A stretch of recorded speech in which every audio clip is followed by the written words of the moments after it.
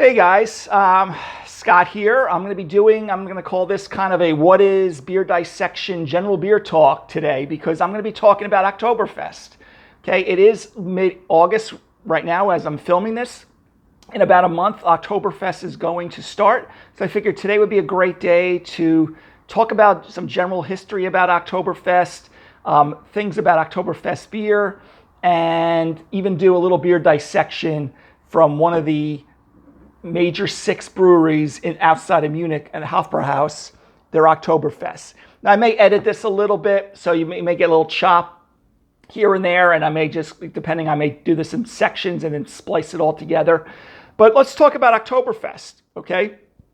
We're all familiar with it, right? The big German traditional festival held, like I said, usually it occurs about the 3rd week in September, or if you want to say like the last 2 weeks in September it starts. It usually ends the first Sunday in October, with some minor fluctuations depending on the calendar. They did have some hard times with COVID a few years ago, so that may have been tweaked a little bit. But the festival itself in Munich, they call it the Wiesen, which means meadow. And the festival actually began in 1810.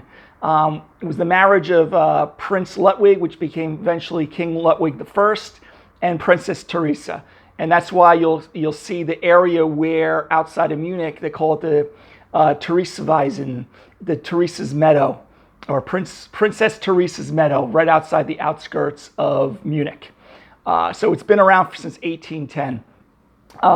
Over the years, I think there was actually horse races and things going on, free food and beer back during that time, and it just kind of continued through the years and decades, through the 1800s, 1900s, and even to current day Munich now.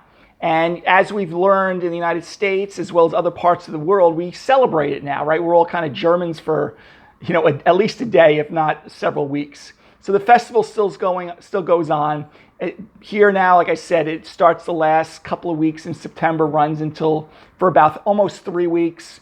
So usually it ends on a Sunday, and the mayor starts the festival tapping a keg, and I think it's like Giesblatt or something like that. He yells out loud. Those of you who are experts in Oktoberfest history or German, let me know. But it means it's tapped, the German word, when they strike it. Now, with Oktoberfest, there's only 6 breweries that are actually allowed to brew Oktoberfest beer. And they are in the city limits of Munich. And they are Spaten, Hofbrauhaus, Hackerschor, Lowenbrau, Augustiner, and Polaner. And they're the only ones that can actually call their beer Oktoberfest beer. Now, of course, in the United States, we have, used that term also, Oktoberfest or Oktoberfest beer. The beer they were drinking, though, in 1810 when this all started, the beer was closer to what they call Munich Dunkel these days. So if you ever see Munich Dunkel in your beer store, that's closer to the beer that they were drinking in 1810 during Oktoberfest. Then around 1870s, they came out with the Märzen style of beer, Marzen, and I forget the name of the little thing that they put over the A. Again, I'm not a German major. And that beer was a little bit more, it was lighter than the Munich Dunkel, but that's the style that looks a little bit more amber to copper color that you'll see in the store. Sam Adams' version of Oktoberfest is typical Märzen. And the reason why it was Märzen, again, it's M-A-R-Z, it's not Marzen, okay, is March, or Märzen's March, but I think it's technically M-A-R-Z is actually March in Germany, because there was a time that they were only allowed to brew beer from kind of late October till March, mainly during the winter and the early spring months because of the temperature, because they would have to stick the beer in these, cellars underground to keep the beer fresh and it wouldn't spoil. So when they brew the beer in March, Märzen in spring, cellar it, and then bring it on out because they wanted to have beer through the summer months, because summer months are not very kind to brewing. And I'm a home brewer, and I know it's not great. You can't really ferment at those high temperatures unless you use certain yeast. But again, I'm not going to go down that wormhole. So they would brew this beer in March, and then bring it out through Oktoberfest. So through the 1800s, they were drinking the more Märzen style beer. So again, if you get Sam Adams Oktoberfest, it's the more amber, copper-colored Oktoberfest beer. And they kept that for a very long period of time. So they went from kind of Munich Dunkel to more of the Märzen. And then around 1990, they kind of kept that the darker, again, not the Munich Dunkel, but the darker version that you're used to with Oktoberfest beer until about 1990. Then they started using a beer called Fest beer because they felt the Märzen beer, Oktoberfest beer, was a little heavy, a little rich. It had a little bit more like a slight caramel tinge to the flavoring.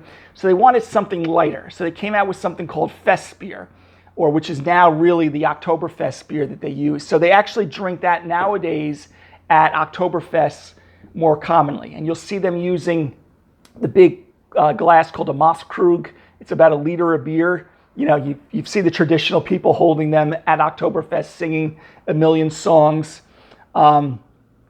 So that lighter style beer is actually the Fest beer, okay, according to BJC Brewing Judge Certification Program.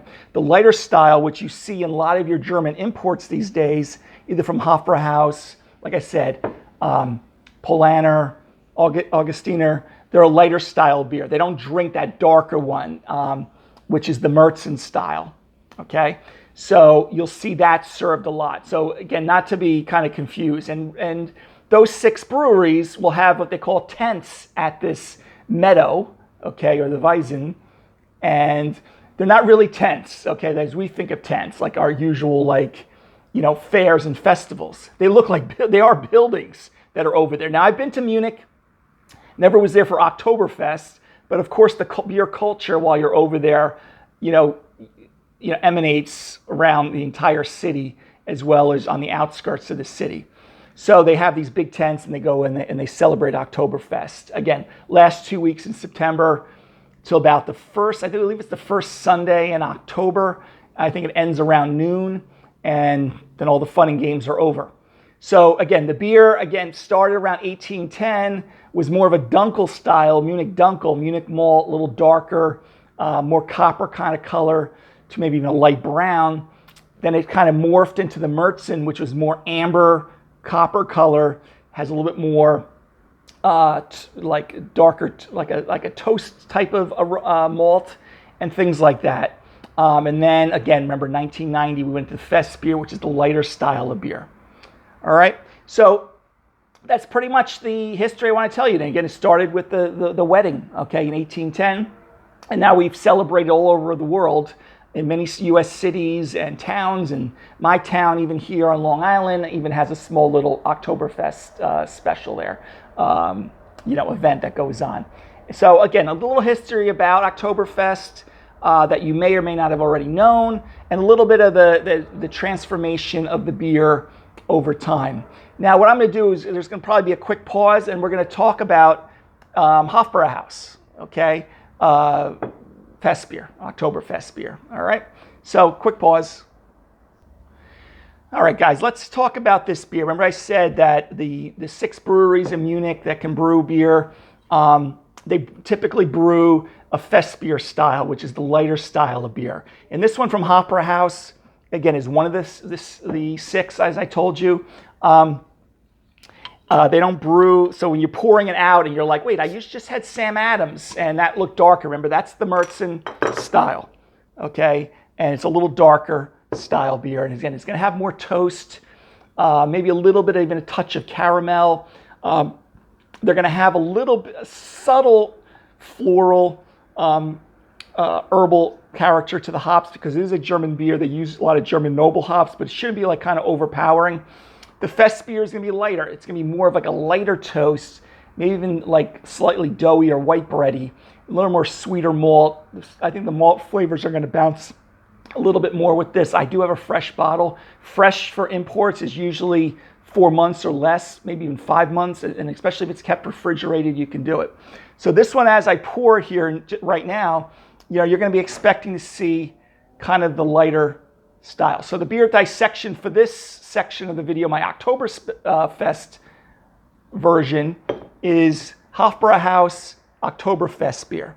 So if you see these in the beer store, you go to the German section, you see Oktoberfestbier, or you just see, it's different than the Märzen. Sometimes they're labeled differently, but expect this one more often, especially if you're getting it from a German supplier, because like I said earlier in the video, it's usually more of a Festbier style, which is more of the blonde style, okay?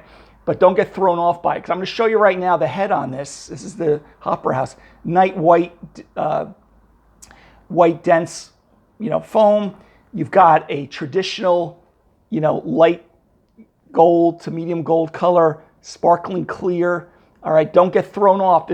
Even though this looks like an American lager, American light lager, or even an international pale lager like a Heineken or something, this is going to taste nothing like this, okay, like that, all right? So let's take a look at that again, perfectly clear. This has become one of my most favorite styles of beer amongst other ones. I always sound like I have millions of favorites. I said on a Facebook post that I could drink this style all year round. So let's take a sniff of the aroma. Yeah, you have that classic, slightly herbal character to the malt. They're probably using Tettning or Spalt hops or even Hallertau Mittelfrüh. But there's a nice perceived sweetness on the aroma, even though we don't perceive sweetness on the nose. But you almost know you're kind of getting that fresh malt, doughy, light toast type of malt profile here. Again, as you can see, this is more of a, like I said, that gold straw color that the Märzen version, like if I had Sam Adams next to here, you would see looks like that amber or that copper color, right? Or even sometimes even orange looking, okay? Again, remember, as I said earlier in the video, that's the Märzen style. Again, not Marzen, it's not pronounced Marzen, all right? Okay, so anyway, nice and clear, beautiful though. There's really nothing much to judge here.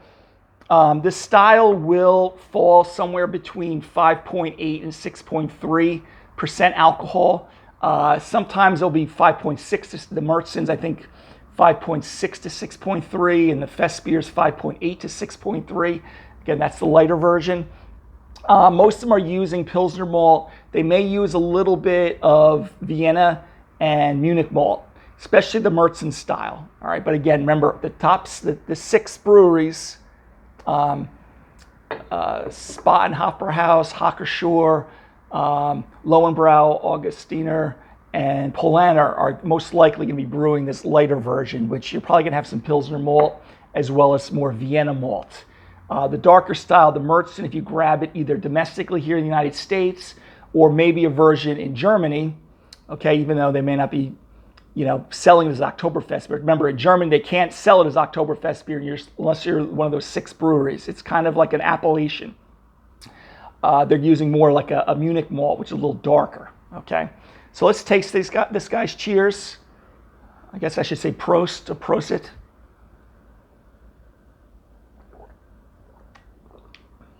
Oh.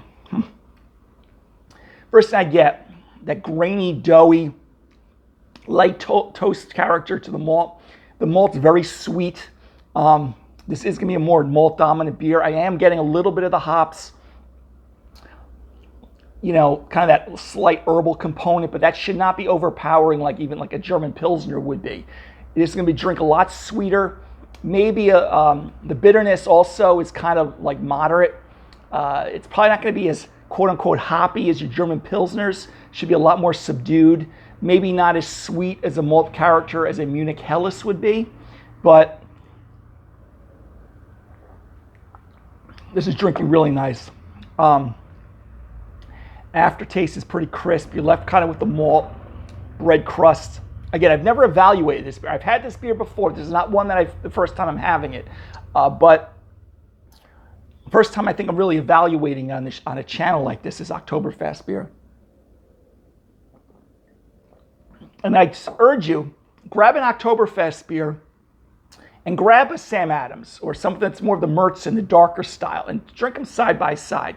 You will see this is a lot crisper, sweeter malt, more light toast to bready, sweet malt character versus the Märzen version that you see Sam Adams do, which is a little darker toast, a little bit, maybe a slight hint of caramel, not caramel like you're drinking a Scottish ale, but just a nice hint of that. And some people like that. I like Märzen's also. But this, if you really, if you're having a Oktoberfest party and you want to be authentic, besides grabbing a bunch of Mosskrugs, again, which are those big liter mugs, grab the fest beer, because this is really what they're drinking over there, especially since 1990s and to the current day. No alcoholic warmth, not usually at this one. I think that's 6.2. I don't know if they should have it on the bottle. 6.3% this is. So remember, 5.8 to 6.3 is pretty standard. But drinking very nice, guys. Okay. One thing I haven't done, which I may try to do if I can grab multiple, get one from Hofbrauhaus or Polaner or Spaten. Spatenbrau is one of the originators, I think, of this style of beer back years, 100 something, 200 years ago, if I'm doing the math right. So, grade-wise on this, since I'm doing kind of a beer dissection, I really couldn't go any less than an A. This is the prototypical beer for Oktoberfest is fest beer. Hofbrauhaus is one of them. But if you go over there, there'll be just subtle differences in the beers if you're drinking over there in Germany. It has more to do with probably yeast and the maltster when they're kilning the malt and stuff like that. But the recipes are basically the same. Alcoholic strength's about the same. If you did it blind, you probably wouldn't even notice it that much different side to side. But this is fantastic. So you got to go AA plus here. I can't go any lower than that. If I ever did a beer face-off video, I would love to grab a few of these Oktoberfest beers. So anyway, guys, this is my Oktoberfest video. So a little history. If you skipped forward a little bit about Oktoberfest, the originations from the wedding. The Theresa Wiesen, which is the meadow, Theresa's Meadow, right outside of Munich, is where the festival occurs. You have all those tents, which aren't really tents. They're really buildings that are put up specifically for Oktoberfest. That's it. And the different styles. The Oktoberfestbier, has to be one of the 6 breweries over there in Munich. Obviously, in the United States, you can use the term Oktoberfest, and there's no legal, consequences at all. But those 6 are the only ones that could really be called Oktoberfest beer. And again, remember, there's the Märzen, which is darker, and the Fest beer, which is the lighter version, which is really the more authentic version these days. If you like light style beers, you will love Oktoberfest beer. All right. But again, if you see the darker ones served at one of your local craft breweries, they're probably brewing more of a Märzen. Again, Marzen. Even though it sounds like I'm saying Märzen with the T. There's no T there. Okay. But that's the authentic way of saying it. So anyway, guys, that's my beer video. It's kind of a what is style beer dissection, general beer talk for today of my Oktoberfest. All right. It's starting up here in about a month, across, in the United States, a lot of times there's a lot of leeway. It starts somewhere maybe in September, running through all of October. But remember, in Germany, it's usually the last 2 weeks, roughly, of September, runs to usually about the first Sunday in October, and around noon it ends. And I wish I would remember the exact name, Klisplat or whatever, when they do the mayor of Munich does the first tapping of the keg, and then all hell breaks loose. There are a lot of nice YouTube videos. Feli from Germany. She lives in Cincinnati. She does a lot of videos. I use her for a lot of my culture education. She does a great video, a lot of the music about Oktoberfest. If you're having a party and you want to draw on a lot of the music, look up some of those videos and you can really make elevate your party that you have for Oktoberfest. So anyway, guys, I hope you thought this video was informative and fun. If you do like it, please subscribe, hit the like button, maybe hit the bell. Chime in underneath if you like a particular Oktoberfest beer. But remember, there's Märzen, Oktoberfest beer, or just Fest beer, which is usually lighter. Until the next beer video, guys, have a great Oktoberfest. Again, it's approaching even here in about a month. And I guess all I can say is Prost.